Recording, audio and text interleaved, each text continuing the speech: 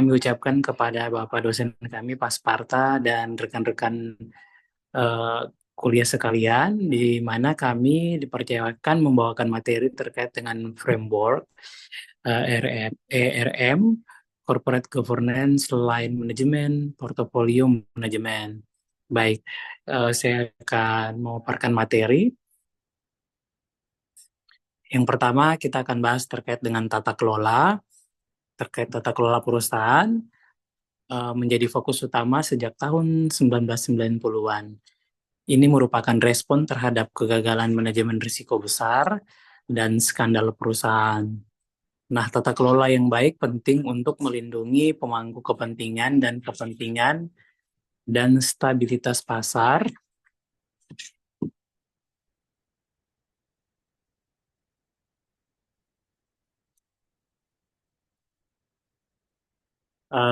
Itu tata kelola pada tahun 1990-an itu saya jelaskan lagi, dapat dianggap sebagai tahun-tahun awal dalam manajemen risiko perusahaan ERM atau ERM. Tahun-tahun ini ditandai oleh serangkaian kegagalan besar dalam manajemen risiko.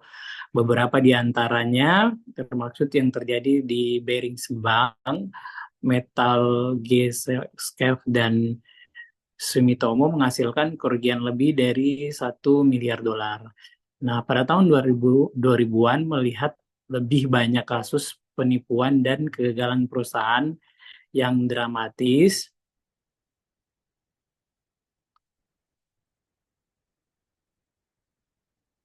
Enron, WorldCom, Adelphia yang menghancurkan puluhan miliar nilai pemegang saham dan membuat pasar ekuitas terpuruk.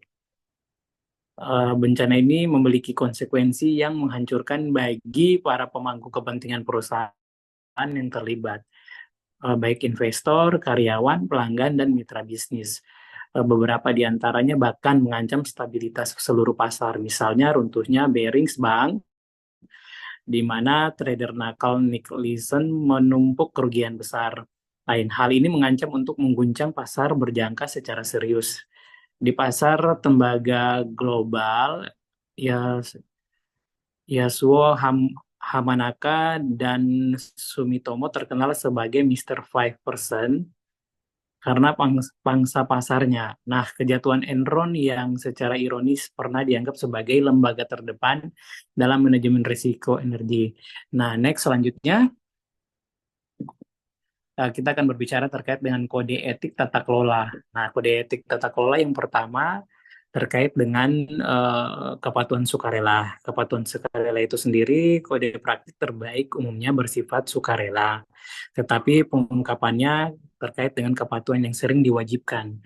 Yang kedua itu kita bahas terkait dengan dampak signifikan.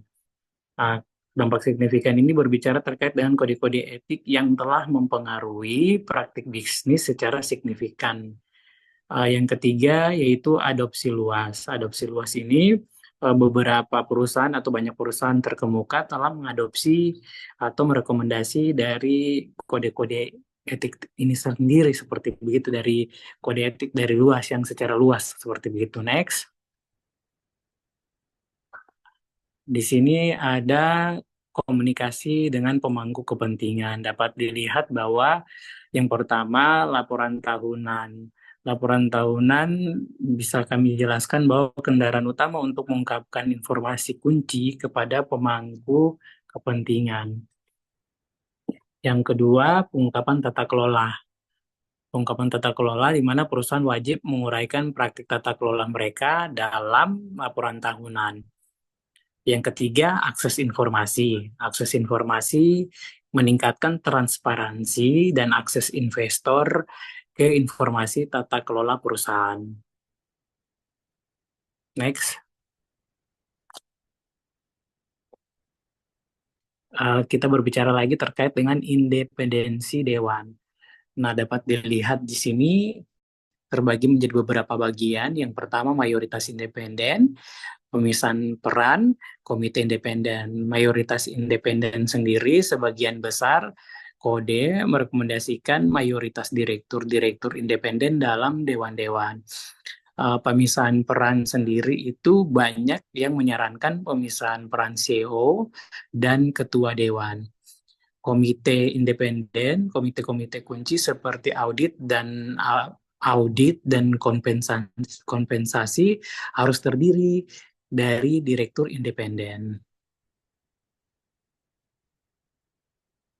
Selanjutnya, di sini dapat kita lihat pada slide ini dijelaskan terkait dengan penilaian kinerja dewan. Yang pertama itu terkait dengan evaluasi formal.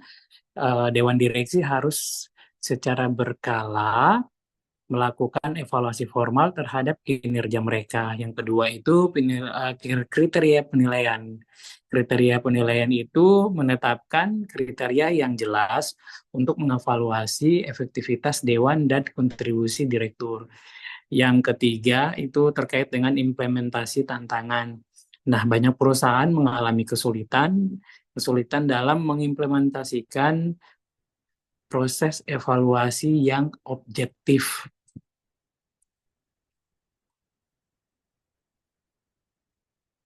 Selanjutnya, kita berbicara terkait dengan kompensasi eksekutif dan dewan, di mana penyelarasan kepentingan. Nah, diatur sebagaimana kompensasi direktur sebagian besar dalam bentuk saham perusahaan untuk menyelaraskan kepentingan. Yang kedua itu ada batasan kompensasi untuk menghindari pembayaran berlebihan namun tetap mencerminkan tanggung jawab dan risiko. Uh, Selanjutnya itu adalah transparansi, pengungkapan rinci tentang kompensasi eksekutif dan direktur dalam laporan tahunan.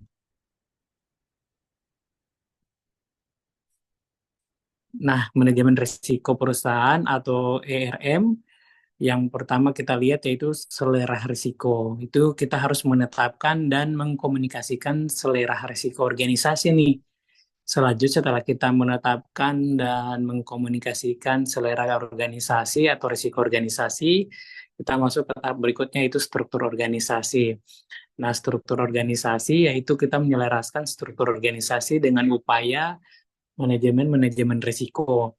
Yang ketiga yaitu budaya risiko, yang di mana kita mengintegrasikan risiko ke dalam budaya dan nilai-nilai perusahaan. Selanjutnya, tantangan implementasi dapat dilihat yaitu beberapa tantangan yaitu resistensi perubahan. Beberapa perusahaan mengalami resistensi dan mengadopsi praktik tata kelola yang baru, di mana seiring dengan berjalannya waktu dan perubahan teknologi, globalisasi kan kita bisa lihat ada perubahan-perubahan yang dialami sehingga perusahaan itu mengalami resistensi dan mengadopsi praktik tata kelola yang baru. Selanjutnya itu keseimbangan kepentingan, di mana menyeimbangkan kepentingan berbagai pemangku kepentingan dapat menjadi tantangan. Lalu evolusi berkelanjutan, praktik tata kelola perlu terus berkembang seiring perubahan lingkungan bisnis. Selanjutnya, kita akan berbicara terkait dengan manajemen lini, kunci-kunci keberhasilan ERM. Manajemen lini memainkan peran krusial dalam manajemen risiko perusahaan, di mana mereka bertanggung jawab atas unit bisnis strategis dan strategis dalam menghadapi berbagai risiko operasional, strategis, dan bencana.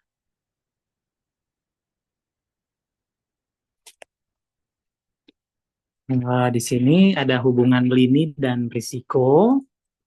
Dapat kita lihat pada slide di layar, yaitu serangan vs pertahanan, kebijakan dan pengawasan, serta kemitraan. Nah, serangan phase pertahanan ini yaitu unit bisnis lebih terfokus pada maksimisasi pendapatan, manajemen risiko pada minimisasi kerugian.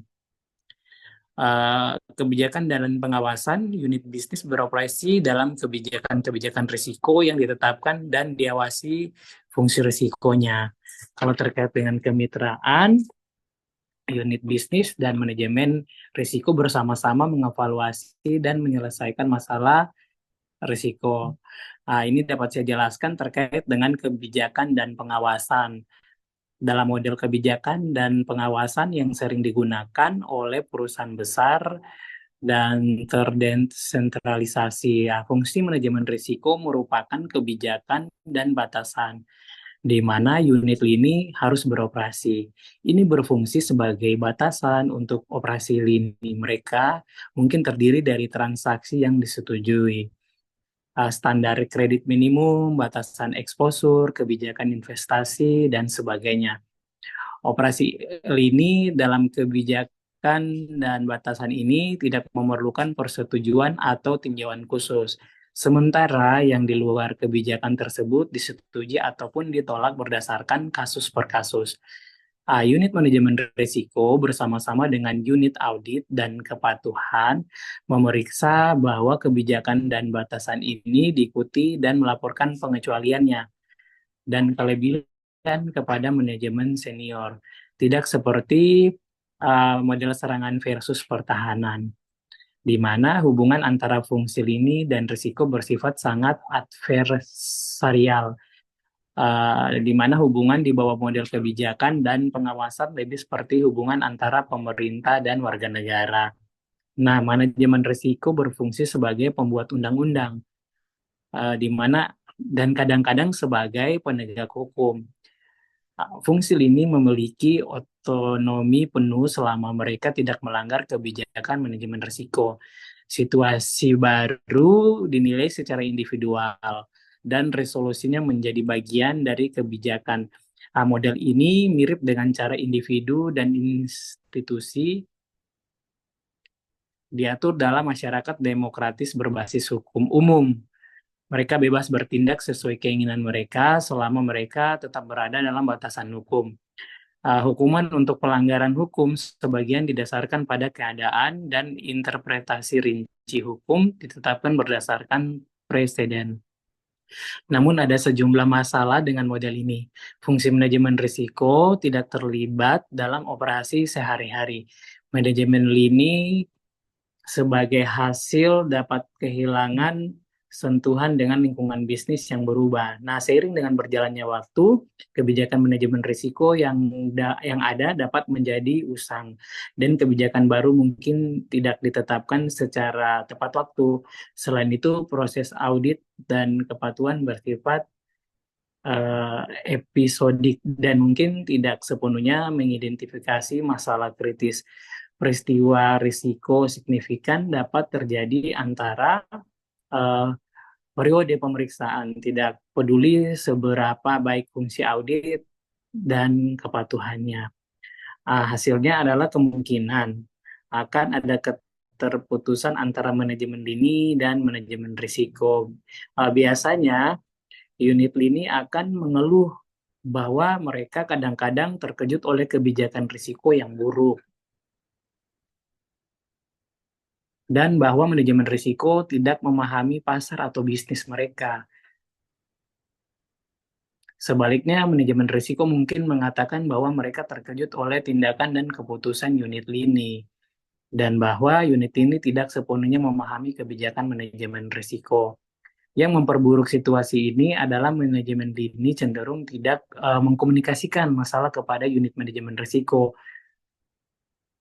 sehingga pertimbangan analogi antara pemerintah dan warga negara. Mereka yang melanggar hukum baik secara sengaja maupun tidak sengaja biasanya tidak mencari polisi untuk membuat pengakuan. Ini bahkan lebih benar jika tidak jelas bahwa hukum telah benar-benar dilanggar. Warga hanya cenderung mengakui pelanggaran hukum jika mereka percaya bahwa hukum mungkin akan diubah sedemikian rupa sehingga menguntungkan mereka, atau jika mereka memiliki hati nurani yang bersalah, di mana kemungkinan kerusakan sudah terjadi. Demikian pula, unit ini tidak memiliki insentif yang kuat untuk melaporkan pelanggaran kebijakan yang disengaja atau tidak disengaja, atau untuk meminta nasihat unit manajemen risiko ketika tidak jelas apakah suatu kebijakan dilanggar. Dengan kata lain, unit lini mungkin menghormati aturan hukum meskipun jika tidak. Nah, unit manajemen risiko mungkin tidak akan mengetahuinya dengan cepat, tetapi mereka tidak mungkin menghormati semangatnya. Nah, manajemen risiko kemungkinan hanya akan mendengar tentang masalah potensial ketika situasinya terlalu buruk untuk diabaikan, atau ketika manajemen lini berpikir bahwa masalah tersebut dapat diubah menjadi peluang melalui revisi kebijakan. Jelas ini adalah gambaran karikatur tentang cara kerja model kebijakan dan pengawasan. Argumen yang didasarkan pada kebaikan perusahaan secara keseluruhan memiliki bobot tertentu. Begitu juga insentif yang terkait dengan kepatuhan kebijakan dan tindakan hukum yang dipertimbangkan dengan baik terhadap pelanggar. Sementara manajemen risiko tidak lagi bertentangan dengan manajemen lini. Sebagian besar masih pasif, bertindak terutama sebagai pemeriksa.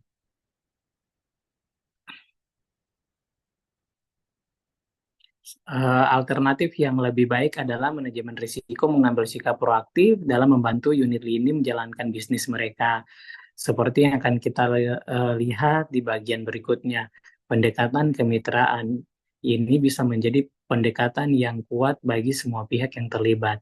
Jadi tadi hubungan lini dan risiko tadi saya sudah jelaskan tentang serangan vs pertahanan, kebijakan dan pengawasan. Sekarang kita masuk pada kemitraan, di mana penjelasan kemitraan, unit bisnis dan manajemen risiko bersama-sama mengevaluasi dan menyelesaikan masalah risiko. Dalam hal ini, modul kemitraan manajemen risiko sepenuhnya terintegrasi ke dalam bisnis, bukan sebagai fungsi pengawasan corporate. Nah, personal manajemen ini dan risiko bekerja sama untuk menangani masalah-masalah risiko atau hasil tidak hanya ketika masalah muncul, tetapi juga di awal proses bisnis, ketika produk sedang dikembangkan dan ketika keputusan harga dan investasi sedang dibuat. Nah, hubungan antara fungsi lini dan risiko menjadi lebih seperti hubungan antara klien dan konsultan, di mana unit lini berusaha menggunakan keahlian manajemen risiko untuk meningkatkan kinerja bisnis. Dalam lingkungan ini, fungsi lini dan risiko memiliki target kinerja individu, tetapi juga beberapa ukuran kinerja bersama yang penting, seperti profitabilitas yang disesuaikan dengan risiko dan kualitas portofolio. Mengingat tujuan kinerja bersama mereka, unit lini dan risiko memiliki insentif untuk bekerja sama dalam menangani masalah manajemen risiko di proses bisnis awal dan untuk merespon masalah ketika mereka muncul. Kunci dasar untuk membuat model ini bekerja adalah budaya dan organisasi. Pertama, manajemen lini harus mengenali peran yang dimainkan manajemen risiko dalam mendukung kinerja jangka panjang dan berhenti terobsesi dengan perannya dalam membatasi profitabilitas jangka pendek. Kedua unit manajemen risiko harus mengenali kebutuhan untuk memahami dan merespon kebutuhan bisnis unit lini dan menahan diri dari memberlakukan kebijakan akademis yang tidak praktis dan kaku. Item pertama dapat ditangani dengan mendapatkan pengakuan dari manajemen lini bahwa risiko dan hasil adalah bagian yang tak terelakkan dari setiap keputusan bisnis. Oleh karena itu, adalah ide yang baik untuk memiliki seseorang yang memahami risiko, siap untuk memberikan nasihat dan panduan ketika melakukan aktivitas yang baru. Nah, alih-alih menerapkan alat manajemen risiko karena mereka harus eh, melihat klien di unit ini, harus menerapkannya karena mereka ingin harus melihat unit manajemen risiko sebagai mitra bisnis yang bernilai tambah yang dapat membantu mereka memahami ekonomi risiko atau hasil yang mendasari bisnis mereka, menjaga mereka dari masalah dan membantu mereka mencapai tujuan bisnis dan keuangan mereka. Item kedua harus ditangani dengan memastikan bahwa manajemen risiko melihat dirinya sebagai konsultan dalam hubungan klien konsultan. Nah, itu berarti harus responsif terhadap kebutuhan unit bisnis dan juga mengembangkan alat yang dapat mendukung keputusan bisnis, seperti model harga berbasis risiko dan instrumen perencanaan skenario. Oleh karena itu, fungsi manajemen risiko tidak dapat hidup di menara gading, tetapi harus disentralisasi dalam unit bisnis. Ini dapat dicapai dengan menetapkan fungsi manajemen risiko dalam unit lini. Uh, Hal ini tergantung pada organisasi tertentu. Ini bisa dilakukan dengan menempatkan staf di setiap unit bisnis di berbagai lokasi geografis atau bagian lain dari struktur organisasi yang melayani kebutuhan operasional bisnis. Masalah utama dengan model kemitraan terkait dengan kemandirian fungsi manajemen risiko sebagai mitra bisnis yang berpartisipasi dalam keputusan bisnis dan penyelesaian masalah. Dapatkah manajemen risiko mempertahankan peran pentingnya sebagai fungsi pengawasan korporat? Ini adalah tantangan serupa dengan yang dihadapi oleh 4 firma akuntansi besar yang kemandirian mereka sebagai auditor dalam beberapa tahun terakhir dipertanyakan oleh pertumbuhan dan profitabilitas praktik konsultasi mereka.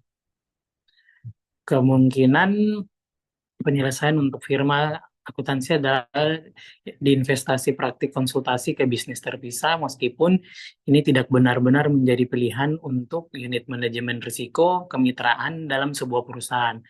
Opsi untuk unit manajemen risiko kemitraan dalam sebuah perusahaan, salah satu jawabannya adalah mencampur model yang dibahas dalam bagian ini.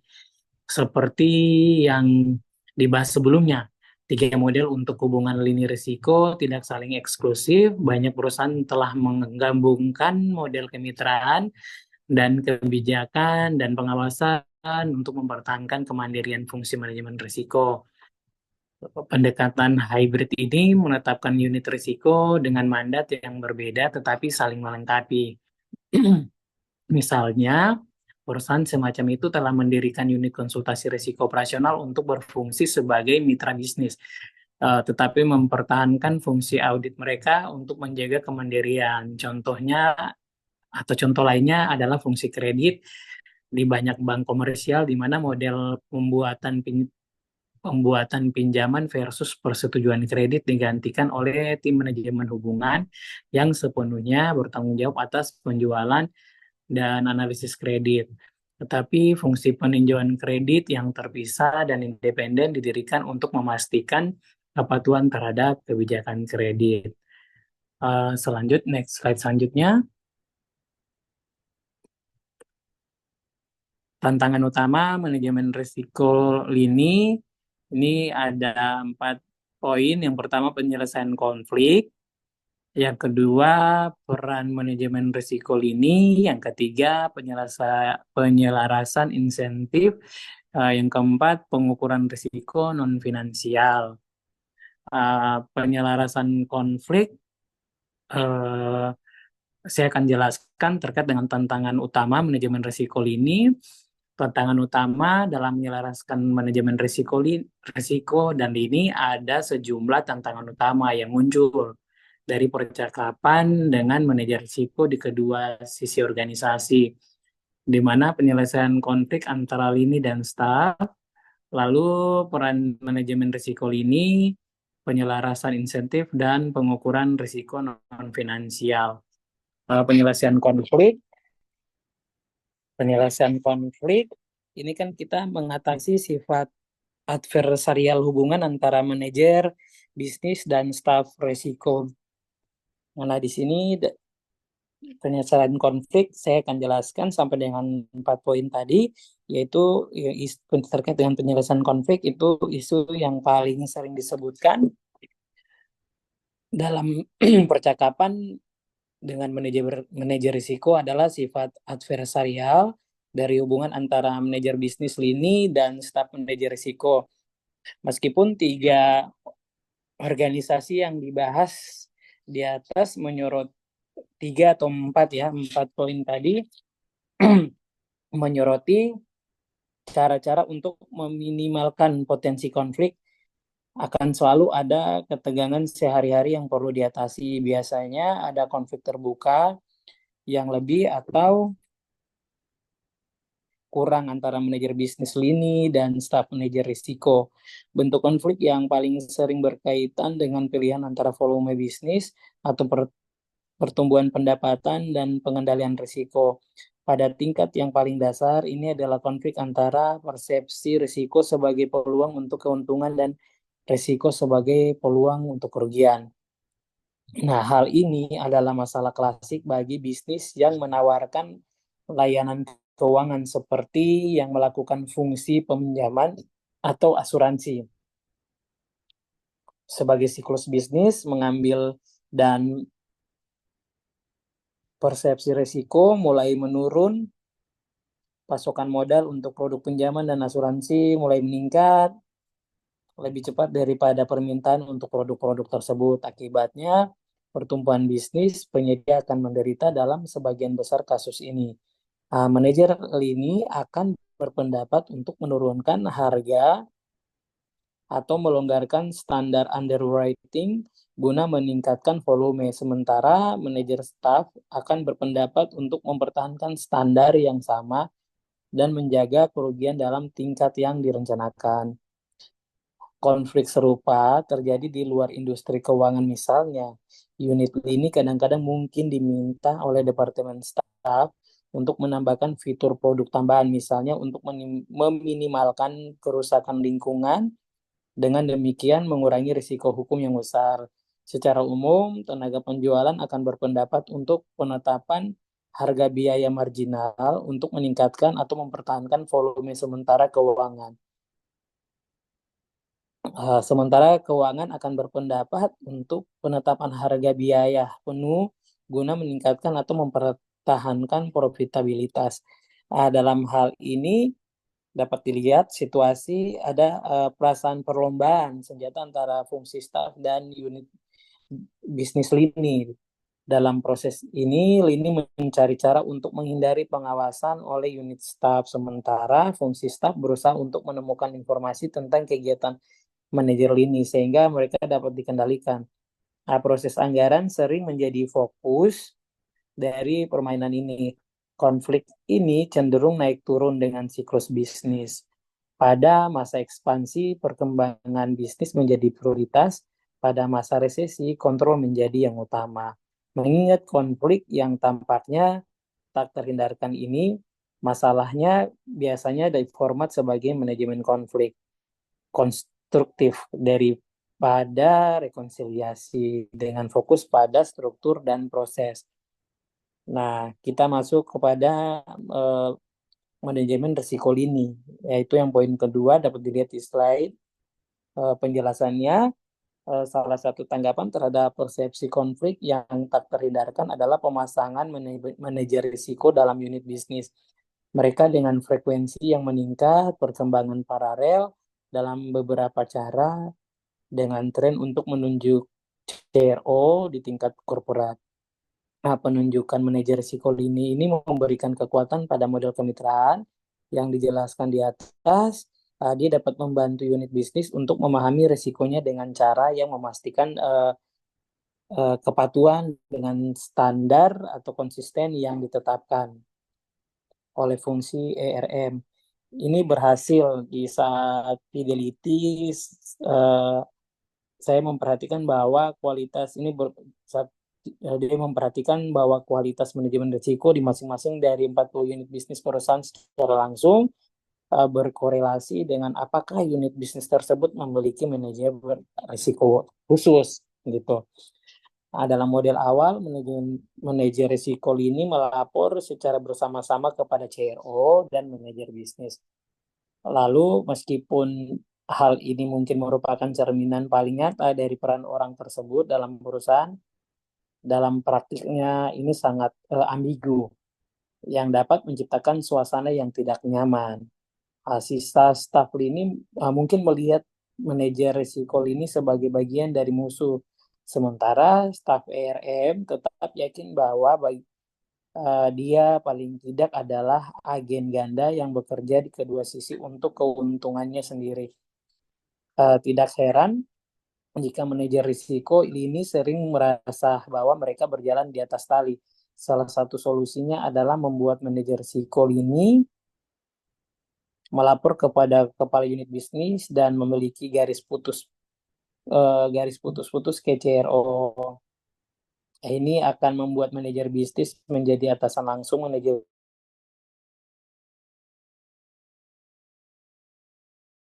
tetap terhubung dengan CRO, dan CRO harus selalu memberikan masukan yang berarti dalam penilaian kinerja dan kompensasi insentif manajer risiko lini, terutama pada tahap awal program ERM.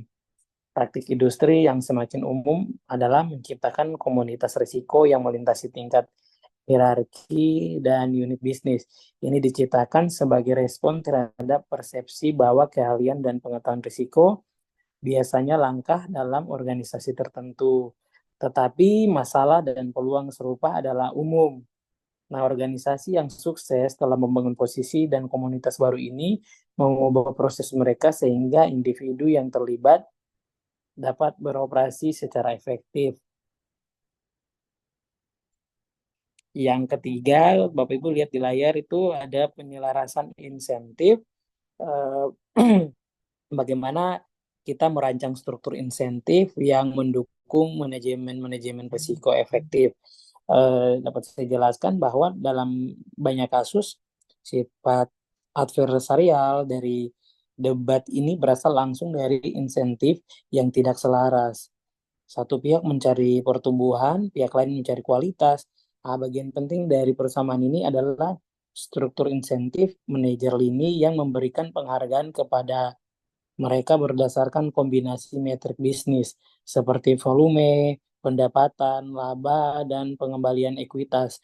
Bagian lain dari persamaan ini adalah struktur yang ada untuk manajer staff yang biasanya berfokus pada minimisasi kerugian, kesalahan, atau penyimpangan dari rencana dengan ukuran kinerja yang kualitatif atau subjektif, misalnya pelaporan tepat waktu, peluncuran sistem, peningkatan metodologi dilapiskan di atasnya. Nah, secara teori, struktur intensif yang sempurna dapat dirancang sehingga kedua belah pihak menghadapi fungsi tujuan yang sama dan akibatnya akan bertindak secara sinkron. Namun dalam praktiknya itu eh, sulit untuk merancang dan mengimplementasikan metrik yang diperlukan mengingat mereka kesulitan dalam mengukur atau bahkan memperoleh data yang solid tentang aspek-aspek tertentu dari kinerja. Di era ini, sebagian besar upaya ditempatkan pada inisiatif balance score dengan beberapa penekanan sekunder pada ukuran kinerja yang disesuaikan dengan risiko. Oleh karena itu, sistem pengukuran kinerja dan insentif dirancang untuk menggabungkan metrik kinerja korporat secara keseluruhan serta metrik khusus unit dan kriteria non-kuantitatif. Kita masuk ke poin keempat, yaitu pengukuran risiko non-finansial. Dapat dilihat di slide, yaitu kita menilai dan mengukur risiko bisnis, organisasi, dan operasional, di mana isu terkait yang muncul adalah bagaimana menilai dan mengukur risiko non-finansial atau risiko bisnis, organisasi, dan operasional, dan bagaimana memasukkan ukuran-ukuran ini ke dalam sistem pengukuran kinerja seperti disebutkan di atas yang tadi telah saya sampaikan. Nah, banyak teknik manajemen yang memiliki aplikasi pengukuran dan manajemen risiko ditemukan dalam disiplin ilmu lain. Misalnya, banyak jenis risiko operasional di industri primer dan manufaktur telah diatasi melalui inisiatif manajemen kualitas total atau TQM dan perencanaan kontinuitas bisnis. Namun masih ada banyak perdebatan di luar manufaktur tentang bagaimana nih mendefinisikan apalagi mengukur dan mengendalikan risiko operasional, seperti pengalaman layanan yang buruk, pemadaman listrik, atau kontrak yang ditentukan dengan tidak memadai. Topik manajemen risiko operasional telah menjadi subjek perhatian yang semakin meningkat dalam komunitas manajemen risiko. Slide selanjutnya.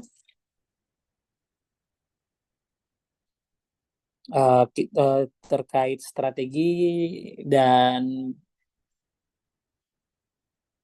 perencanaan bisnis, itu yang pertama kita lihat bahwa yang pertama identifikasi faktor risiko. Itu unit bisnis mengidentifikasi faktor risiko yang dapat menghambat pencapaian tujuan atau eh, memperlambat proses untuk mencapai tujuan dari hal-hal tersebut. Yang kedua, pengukuran dan pelancaran, pengukuran dan pelacakan. Itu menentukan cara mengukur dan melacak faktor risiko yang teridentifikasi. Yang ketiga, strategi mitigasi, yaitu mengembangkan strategi untuk mengurangi risiko melalui proses internal atau transfer risiko. Yang keempat, setelah kita mengidentifikasi faktor risiko, lalu kita melakukan pengukuran dan pelacakan, lalu kita menyusun strategi mitigasi. Yang terakhir yaitu kita menetapkan batasan nih, batasan untuk merekomendasikan batasan risiko apa yang diambil dan tingkat toleransi kepada manajemen korporat terkait dengan manajemen korporat itu sendiri. Selanjutnya, pengembangan produk dan bisnis baru akan dibawakan atau disampaikan oleh rekan saya Ayu Andira Kaviar kepada saudara rekan saya Ayu Andira Kaviar. Dipersilakan. Terima kasih Pak Franklin. Berikutnya saya akan menjelaskan tentang pengembangan produk dan bisnis baru. Di sini kita bisa bagi dalam 4 item, yaitu tinjauan bisnis yang membahas tentang proses tinjauan bisnis seperti polisi 6.0 di JA Capital untuk peluang baru. Yang kedua, analisis asumsi yang menangani semua asumsi utama bisnis dan manajemen risiko. Yang ketiga, titik pemicu, menetapkan titik pemicu untuk keputusan atau rencana tindakan spesifik. Yang keempat adalah komite resiko, yaitu kita membentuk komite resiko lintas fungsi untuk meninjau produk atau bisnis yang baru. Nah, selain perencanaan bisnis, manajemen resiko harus menjadi bagian dari pengembangan produk baru dan peluang bisnis. Peluang ini harus mencakup produk baru, investasi bisnis dan keuangan, rencana ekspansi pasar, dan merger serta akuisisi. Ketika manajemen mengejar salah satu peluang bisnis ini, mereka mengandalkan serangkaian asumsi untuk bisnis tersebut, seperti volume, harga, biaya, dan teknologi. Ada resiko yang terkait dengan masing-masing asumsi ini, ada resiko yang terkait dengan masing-masing asumsi tersebut. Nah, misalnya, volume aktual mungkin di bawah ekspektasi, kerugian mungkin melebihi perkiraan, dan teknologi mungkin tidak memenuhi harapan pengguna. Oleh karena itu, penting untuk menangani masalah resiko ini tidak hanya ketika peluang bisnis pertama kali dipertimbangkan, tetapi juga selama sesi tinjauan bisnis reguler. Salah satu praktek terbaik yang saya lihat secara langsung untuk mengintegrasikan manajemen resiko dengan pengembangan produk baru dan bisnis adalah proses tinjauan bisnis yang disebut Policy 6.0 di JE Capital. Nah, itu adalah salah satu tinjauan bisnis yang terbaru. Ketika bisnis atau investasi baru dipertimbangkan, unit bisnis harus menangani semua asumsi utama bisnis dan manajemen risiko yang mendasari peluang bisnis tersebut. Unit bisnis harus membahas harapannya untuk masing-masing asumsi utama ini.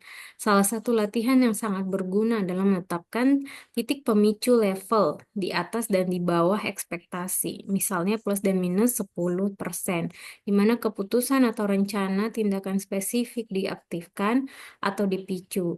Individu kemudian ditugaskan untuk memantau dan meninjau kinerja bisnis terhadap titik picu ini. Nah, jika peluang bisnis tidak memenuhi harapan, titik picu negatif. Nah, ini memungkinkan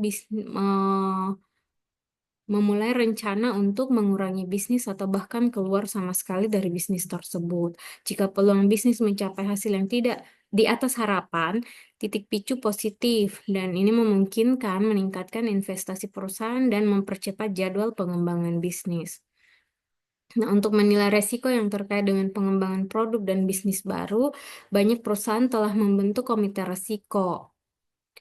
Nah, komite resiko ini lintas fungsi untuk meninjau produk atau bisnis baru. Nah, komite resiko tersebut termasuk eh, perwakilan lintas fungsi dari risiko hukum, kepatuhan SDM, IT, audit, maupun lintas fungsi lainnya yang bertanggung jawab untuk meninjau dan menyetujui setiap produk atau bisnis baru sebelum dipertimbangkan oleh komite eksekutif atau dewan.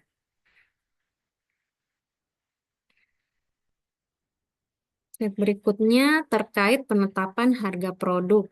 Terkait penetapan harga produk ini kita bisa mengidentifikasi biaya resikonya, mengintegrasi dalam model harga, yaitu memasukkan biaya resiko ke dalam model penetapan harga produk, mempertimbangkan praktik penetapan harga pesaing untuk menghindari seleksi-seleksi yang merugikan, dan kemudian penyesuaian berkelanjutan, yaitu secara berkala kita meninjau dan menyesuaikan harga berdasarkan perubahan profil resiko. Nah, sebelumnya telah dibahas bagaimana penetapan harga suatu produk atau layanan harus mencakup total biaya risiko yang terkait dengan produk atau layanan tersebut. Nah, secara lebih umum, penetapan harga produk yang dikembangkan dan dijual di tingkat lini perlu mencerminkan biaya risiko seluruh grup yang jika tidak terpulihkan. Sebuah perusahaan hanya dapat memulihkan biaya yang dikeluarkan dalam mengelola risiko dengan memasukkan biaya tersebut ke dalam penetapan harga produk mereka. Meskipun banyak perusahaan yang telah menetapkan model penetapan harga produk yang mencakup biaya operasi dan target profitabilitas, mereka sering gagal sepenuhnya mempertimbangkan biaya risiko. Total biaya risiko akan mencakup kerugian yang diharapkan, biaya modal ekonomi, biaya transfer resiko, dan biaya manajemen resiko. Nah, tanpa memasukkan biaya risiko, perusahaan akan menetapkan harga produk mereka terlalu rendah dan tidak mendapatkan kompensasi untuk eksposur risiko yang diambil. Selain itu, jika perusahaan tidak menggunakan penetapan harga berbasis risiko, sementara pesaingnya menggunakan, maka perusahaan tersebut akan terkena seleksi merugikan yang mengakibatkan portofolio yang merugi. Nah, misalnya jika perusahaan asuransi mobil menetapkan harga terlalu rendah untuk pengemudi berisiko tinggi dan menetapkan harga terlalu tinggi untuk pengemudi berisiko rendah, maka secara sistematis akan mendapatkan portofolio yang terlalu banyak diisi oleh pengemudi berisiko tinggi, tetapi tanpa mendapat premi yang lebih tinggi untuk menyerap keuntungan yang dihasilkan. Nah, kurangnya penetapan harga produk yang disesuaikan dengan resiko juga dapat memotivasi perilaku bisnis yang merugikan. Misalnya, sebuah bank akan memotivasi unit bisnis untuk mengambil risiko suku bunga jika tidak memasukkan biaya penuh dari pendanaan yang cocok dalam penetapan harga.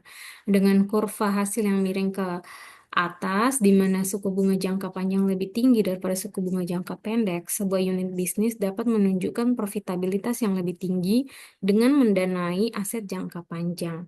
Misalnya pinjaman 30 tahun dengan kewajiban jangka pendek atau deposito 6 bulan. Namun perlu dicatat bahwa strategi semacam itu akan mengekspos pendapatan bank terhadap kenaikan suku bunga dan kurva hasil terbaik.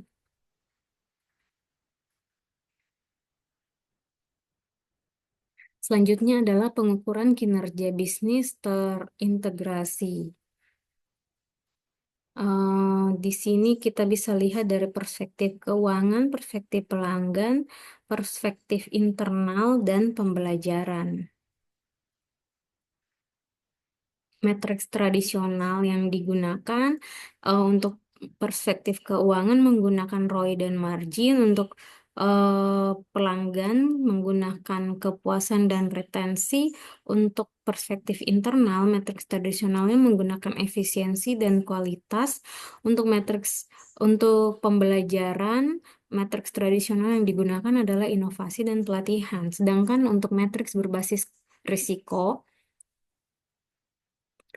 dari segi perspektif keuangan, matriks yang digunakan adalah RAROC, risiko disesuaikan ROI. Untuk perspektif pelanggan, menggunakan matriks berbasis risiko, yaitu risiko reputasi, churn rate.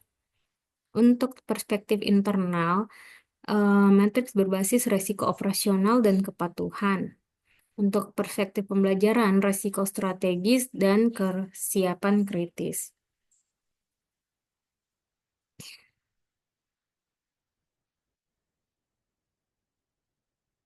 Kompensasi insentif berbasis resiko. Di sini kita bagi menjadi 4 item, yaitu keselarasan, clawback, transparansi, dan regulasi. Nah, selain pengukuran kinerja, regulator dan eksekutif telah menyadari pentingnya penyelarasan manajemen risiko dan kompensasi insentif. Pada tahun 2009, Komisi Sekuritas dan Bursa (SEC) menyetujui aturan untuk meningkatkan informasi yang diberikan kepada pemegang saham, sehingga mereka lebih mampu mengevaluasi tata kelola dan manajemen risiko publik. Tata kelola perusahaan yang baik adalah sistem di mana mereka yang mengelola perusahaan, yaitu pejabat dan direktur, dapat secara efektif dipertanggungjawabkan atas keputusan dan kinerja mereka. Namun, akuntabilitas tidak mungkin tanpa transparansi, kata Ketua SEC Mary L. Shapiro. Dengan mengadopsi aturan-aturan ini, kami akan meningkatkan pengungkapan tentang risiko, kompensasi, dan tata kelola perusahaan, sehingga meningkatkan akuntabilitas dan secara langsung menguntungkan investor. Aturan SEC mengatakan bahwa secara khusus aturan baru mengharuskan mengungkapkan dalam proksi dan pernyataan informasi tentang hubungan antara kebijakan dan praktik kompensasi perusahaan dengan manajemen risiko, latar belakang dan kualifikasi direktur dan calon, tindakan hukum yang melibatkan pejabat eksekutif, direktur dan calon perusahaan, pertimbangan keragaman dalam proses di mana dipertimbangkan untuk nominasi, struktur kepemimpinan dewan, dan peran dewan dalam pengawasan risiko, serta penghargaan saham dan opsi untuk eksekutif dan direktur perusahaan. Nah, selanjutnya kami akan membahas terkait manajemen portofolio.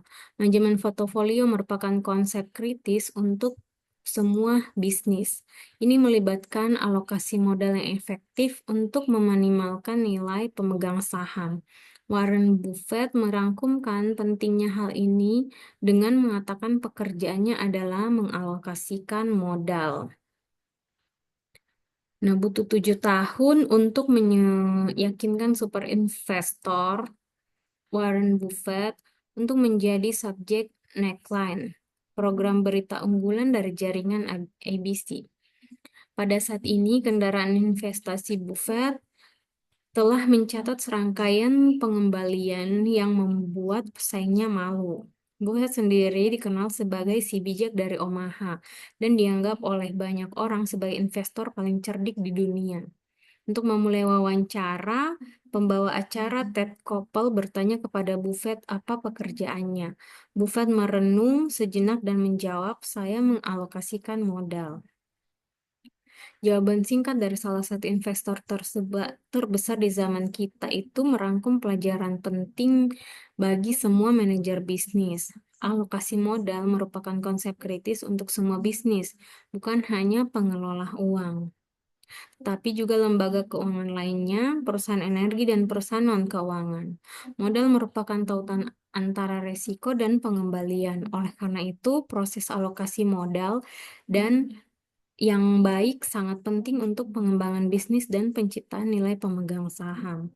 Modal biasanya dialokasikan dan mengevaluasi serangkaian peluang investasi, kemudian memilih untuk memenuhi serangkaian tujuan investasi yang telah ditentukan. Nah, konsep dasar manajemen portofolio. Yang pertama, resiko, yaitu ketidakpastian terkait peristiwa masa depan, biasanya diukur dengan volatilitas. Yang kedua, imbalan, keuntungan potensial dari investasi berisiko diperkirakan sebagai nilai yang diharapkan. Diversifikasi merupakan mengurangi risiko total dengan menyebar investasi di berbagai proyek.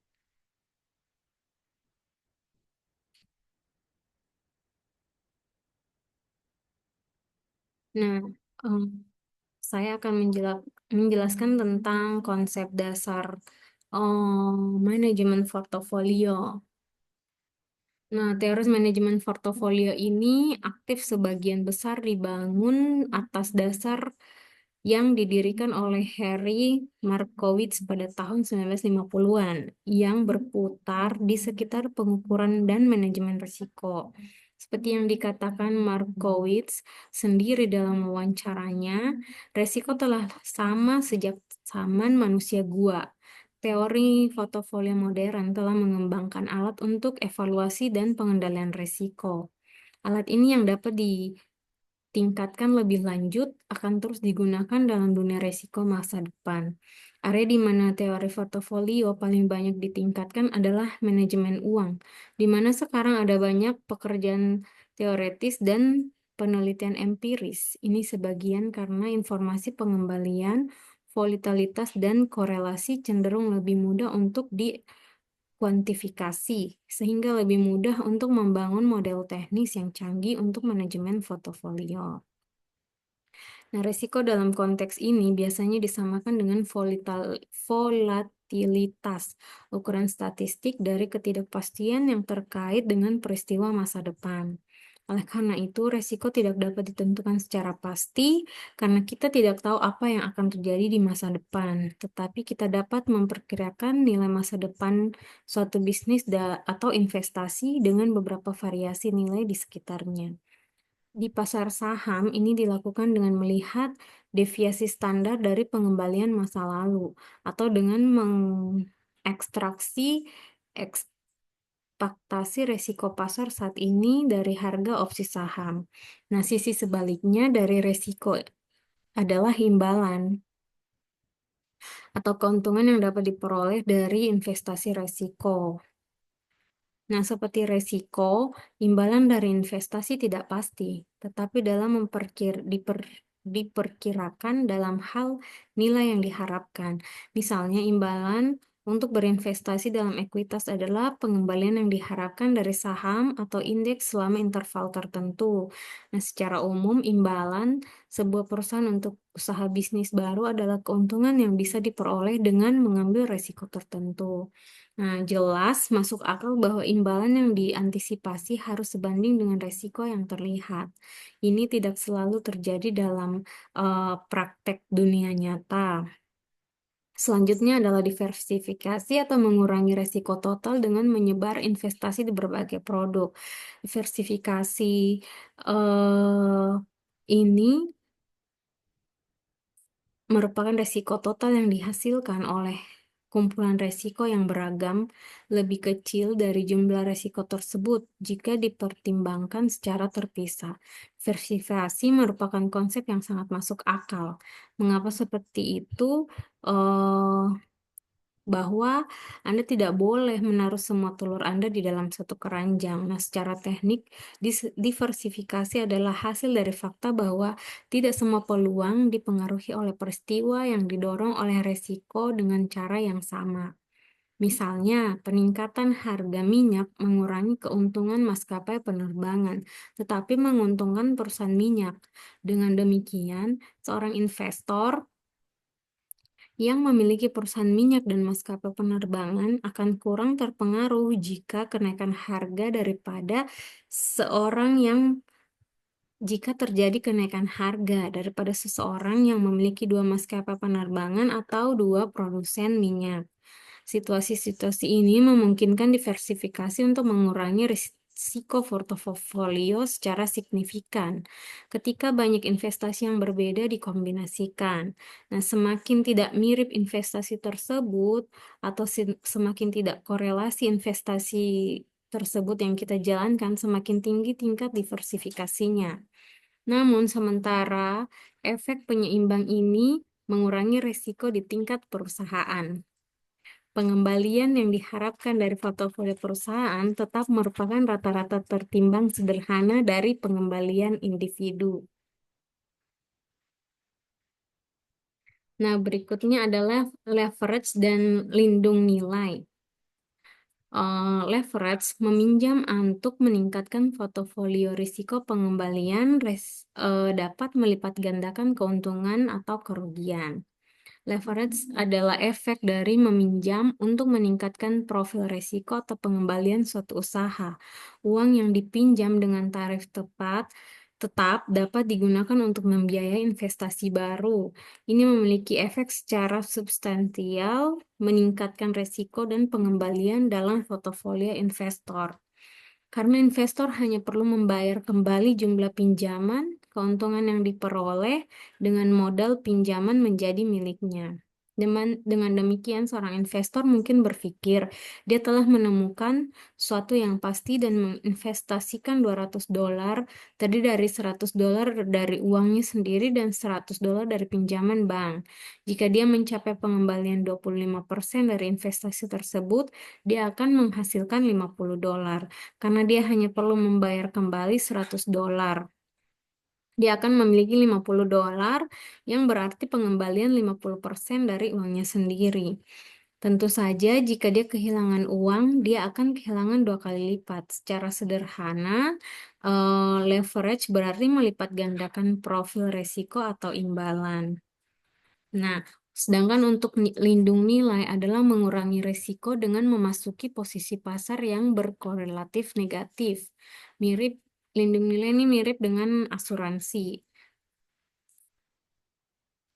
eh ini juga mirip dengan diversifikasi, tetapi dimotivasi oleh keinginan untuk mengurangi risiko yang terkait dengan investasi yang ada, daripada menambah investasi baru dengan cara yang mengurangi risiko keseluruhan. Nah, lindung nilai sangat mirip dengan asuransi dan harus diperlakukan seperti asuransi. Misalnya, seorang CEO yang baru dipekerjakan diberikan saham perusahaan senilai $50, tapi tidak diizinkan untuk menjualnya selama 2 tahun. Setelah melakukan pekerjaan yang gemilang, saham tersebut telah naik menjadi $100 per saham pada akhir tahun pertamanya.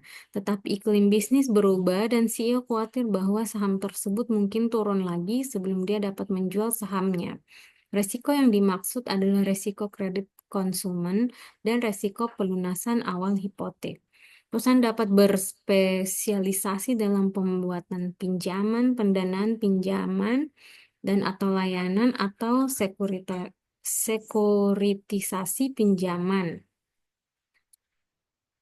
Nah, dalam beberapa tahun terakhir ini, pendekatan manajemen portofolio ini telah diperluas ke kartu kredit, pinjaman mobil, dan lebih baru lagi ke pasar pinjaman komersil dan obligasi sampah. Nah, sekarang ini menjadi semakin luas di antara perusahaan non-keuangan. Perusahaan energi misalnya semakin mengadopsinya ketika menangani kepentingan mereka dalam eksplorasi, transportasi, dan penyimpanan, pengembangan dan distribusi produk, dan perdagangan. Poin kunci di sini adalah bahwa dengan memahami ekonomi, risiko pengembalian bisnis secara keseluruhan, sebuah perusahaan dapat memutuskan di mana dalam rantai nilai mereka harus bersaing.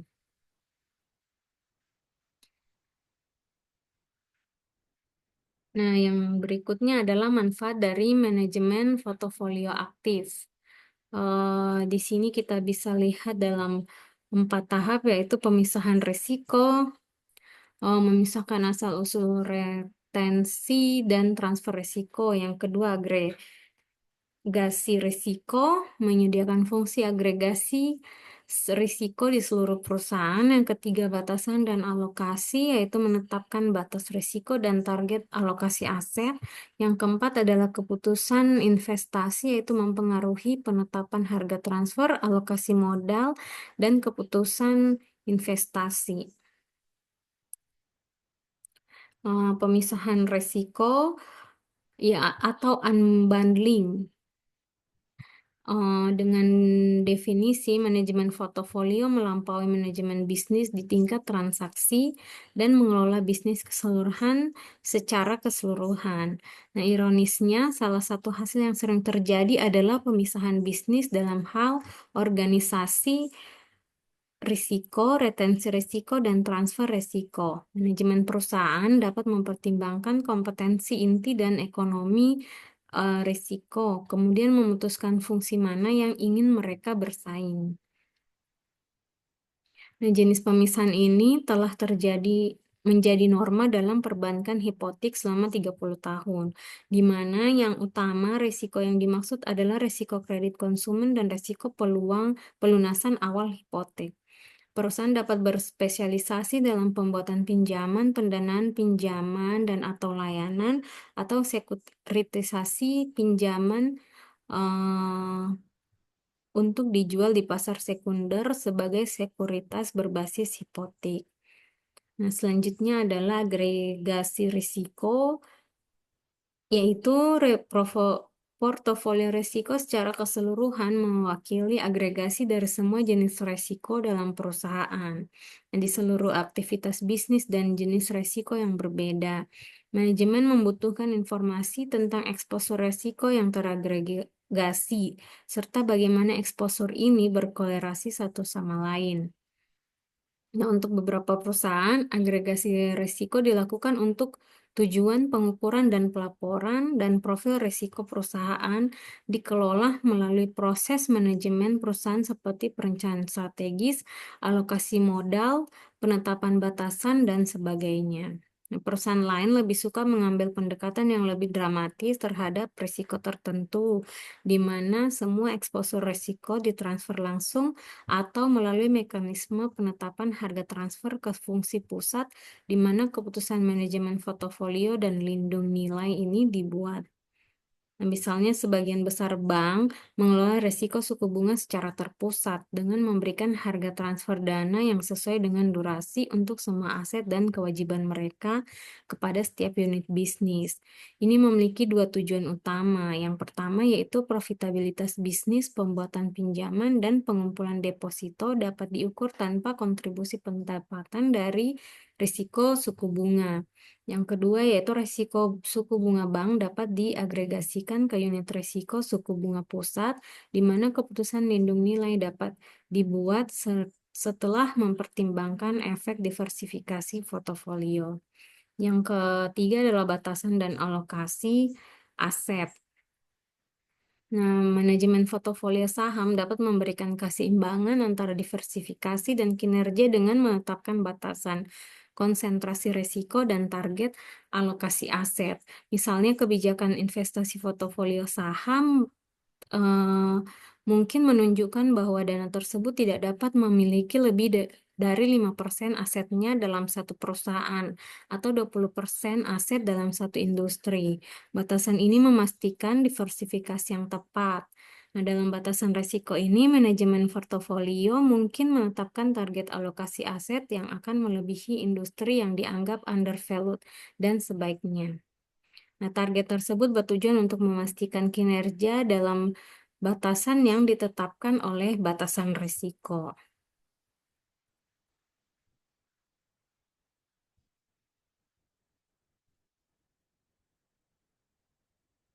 Selanjutnya adalah keputusan investasi, yaitu mempengaruhi penetapan harga transfer, alokasi modal, dan keputusan investasi. Manajemen perusahaan dapat membentuk profil risiko, profil bisnis dengan beberapa cara. Misalnya, bisnis global dalam contoh di atas dapat menyesuaikan harga transfer mereka untuk India dengan meningkatkan kredit pendapatan dan atau menurunkan biaya transfer ke negara tersebut dalam upaya untuk memotivasi pertumbuhan agresif. Manajemen juga dapat mengalokasikan lebih banyak modal ekonomi ke bisnis dan produk yang diharapkan menghasilkan pengembalian yang disesuaikan dengan risiko yang lebih baik pada modal tersebut. Nah, proses alokasi modal yang efisien harus berfungsi sebagai pasar modal internal di mana pendanaan hanya diberikan kepada bisnis dengan prospek pertumbuhan pendapatan terbaik. Nah, berikutnya adalah aplikasi praktis manajemen portofolio. Di sini dibagi juga menjadi tiga, yaitu diversifikasi, yaitu meningkatkan nilai pemegang saham dengan menyebar risiko, manajemen aktif, menjaga risiko dalam tingkat yang dapat ditoleransi, dan instrumen keuangan, yaitu mengelola volatilitas dengan instrumen keuangan yang ada.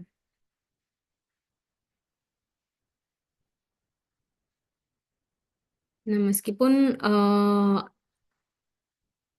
argumen teoritis untuk manajemen portofolio aktif di pasar modal tampak masuk akal. Tidak ada bukti jelas bahwa manajemen aktif menghasilkan pengembalian yang disesuaikan dengan risiko yang lebih tinggi secara konsisten. Nah, akibatnya banyak pendukung investasi indeks telah berargumen bahwa mengingat biaya yang lebih rendah, lebih masuk akal untuk berinvestasi secara pasif dalam indeks ekuitas daripada bertaruh melawan asumsi bahwa investor dan pasar rasional dan efisien, atau bahwa seorang manajer tertentu memiliki wawasan luar biasa tentang potensi investasi. Nah, apakah argumen ini bertentangan menentang memperluas argumen tersebut ke perusahaan bisnis seperti yang kami lakukan di bagian sebelumnya? Nah, sebenarnya tidak, karena kelemahan dalam teori tidak selalu berlaku dalam konteks bisnis. Memegang portofolio pasar berarti sedikit bagi manajer perusahaan, dan karena itu umumnya tidak ada strategi pasif.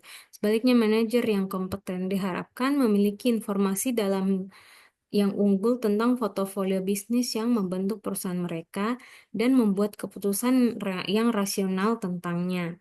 Mengingat hal ini, pendekatan manajemen portofolio aktif yang teliti dapat sangat efektif untuk mengendalikan target pengembalian dan batasan risiko. Studi kasus di sini terkait reasuransi. Yang pertama yaitu Wingard, yaitu perusahaan asuransi di Florida dengan aset likuiditas 1 miliar dolar. Yang kedua, risiko peningkatan volatilitas kerugian akibat cuaca yang tidak stabil. Dan yang ketiga, solusi membeli reasuransi untuk mengurangi risiko kebangkrutan.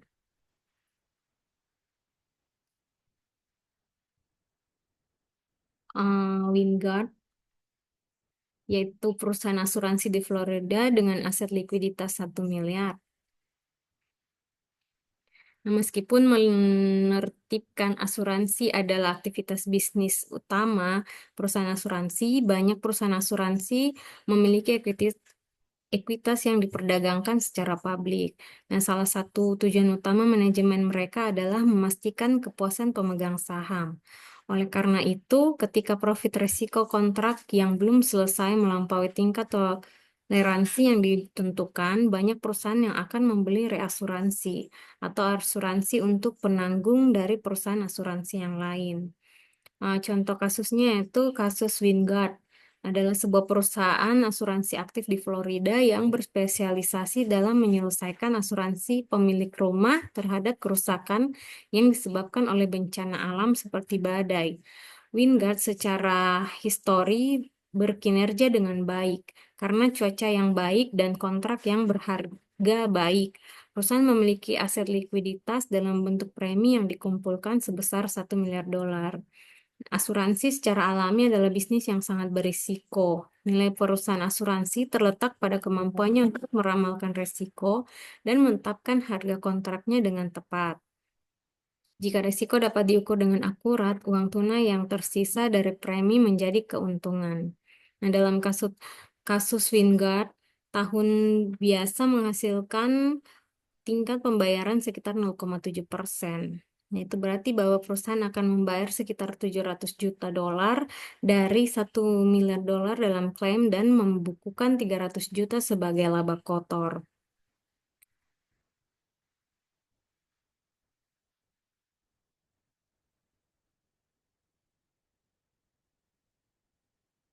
Nah, meskipun ini bukan preferensi risiko pengembalian yang bergaya efisien, ini masuk akal secara bisnis jika Wingard percaya bahwa peluang kebangkrutan yang lebih rendah lebih disukai daripada peluang kebangkrutan 20%-nya. Asalkan manajemen Wingard menjelaskan resiko dan tanggapannya dengan efektif, pemegang saham perusahaan kemungkinan akan sampai pada kesimpulan yang sama.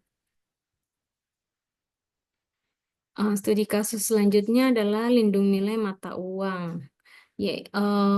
Ada 3 juga, yaitu Witgetco, perusahaan Amerika dengan penjualan besar di Jepang. Resikonya itu eksposur terhadap fluktuasi nilai tukar yen dolar. Nah, solusi dari studi kasus ini adalah membuat kontrak jangka untuk setiap penjualan ke penjualan Jepang.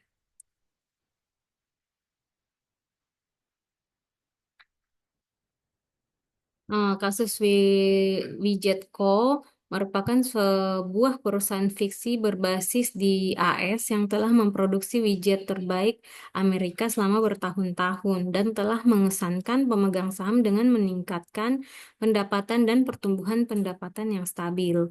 Namun, tahun ini banyak penjualan berasal dari luar negeri untuk pertama kalinya. Secara khusus, kegemaran terhadap segala sesuatu yang berhubungan dengan widget di Jepang telah secara signifikan meningkatkan pemesanan mereka di sana. Sehingga penjualan AS yang diantisipasi sebesar 50 juta dolar cocok dengan penjualan Jepang yang diantisipasi sebesar 5.000 juta yen yang juga bernilai 50 juta dolar pada nilai tukar 100 yen per dolar. Nah, manajemen widget tidak pernah khawatir tentang resiko nilai tukar asing yang dapat diabaikan di masa lalu, tetapi sekarang takut bahwa pesanan di luar negeri yang besar ini menambah ketidakpastian yang cukup besar pada aliran pendapatan masa depan perusahaan. Perusahaan memproduksi widget khusus yang sifatnya kompleks, berarti sebagian besar pesanan memerlukan waktu minimal 3 bulan untuk diselesaikan. Pengaturan pembayaran diselesaikan sebelum produksi dimulai. Nah, meskipun pembayaran hanya dilakukan saat pengiriman. Nah, lebih buruk lagi, pelanggan Jepang yang kuat dari Wijetco tidak mau mengambil eksposur risiko mata uang asing apapun dan hanya akan membayar dalam yen Jepang. Selain itu, pemasok dan operasi manufaktur Wijetco berbasis di AS sehingga tidak ada lindung nilai alami antara pendapatan berbasis yen dan biaya dalam dolar AS. Nah, meskipun mungkin cukup beruntung Wijetco untuk melaporkan keuntungan jangka pendek, mereka tidak dapat mengandalkan peningkatan yang nyata dalam pengembalian yang diharapkan jangka panjang. Nah, ini membuat tidak mungkin untuk membenarkan mengambil risiko yang lebih besar dan menjadi jelas bahwa manajemen akan lalai jika mereka tidak melindungi terhadap jenis risiko nilai tukar asing ini. Nah, kesimpulannya adalah pentingnya manajemen portofolio kritis untuk semua bidang dalam mengoptimalkan risiko dan pengambilan. Yang kedua adalah fleksibilitas dapat diterapkan pada berbagai jenis risiko dan industri. Yang ketiga adalah nilai jangka panjang, membantu memaksimalkan nilai pemegang saham dan stabilitas bisnis. Selanjutnya saya kembalikan kepada Pak Franklin. Terima kasih Bu Ayu atas pemaparan materi. Terima kasih juga untuk waktu yang diberikan kepada kami, Bapak Sparta selaku dosen kami, dan juga rekan-rekan sekalian. Mohon maaf apabila dalam penyampaian dan pemaparan materi ada kata-kata atau pembacaan kata yang kurang tepat atau keliru. Kami mohon maaf atas ketidaksempurnaan kami. Untuk itu kami mohon diri, saya Franklin Fonataba dan rekan saya Ayu Andira Kaviar, Burung Irian, Burung Cendrawasih. Cukup sekian dan terima kasih.